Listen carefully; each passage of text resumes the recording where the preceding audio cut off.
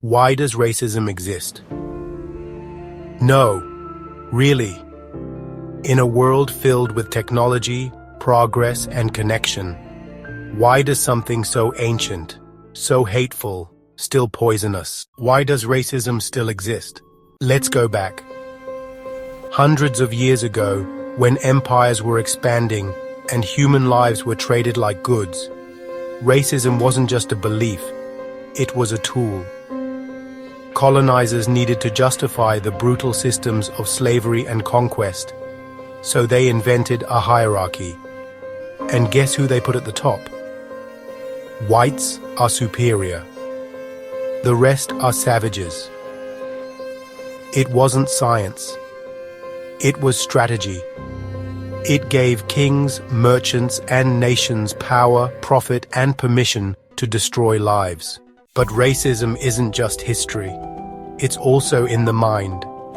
Humans group things. It's how our brains work. Friend or stranger, safe or danger. But when that natural instinct gets twisted by fear or ignorance, it becomes prejudice. And here's the scary part. Racism is taught. No one is born hating.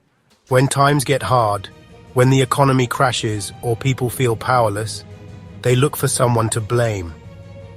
And history shows us, the blame usually falls on those who look different. That's when racism gets weaponized. Even in places that claim to be post-racial, racism lives on. Not always in words, but in systems. The schools, the prisons, the jobs, the neighborhoods. These aren't broken systems. They were built this way. It's not always about hate. Sometimes it's about design. Because it still works. It still divides. It still protects power. But here's the twist. If racism is taught, then it can be unlearned. If it's embedded in systems, then those systems can be rewritten. The real question isn't just, why does racism exist? It's, why do we still allow it to? We can't erase the past, but we can understand it.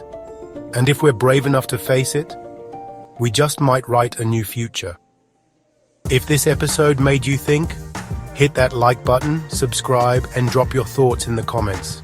Let's keep questioning everything. This is the Theory Codex.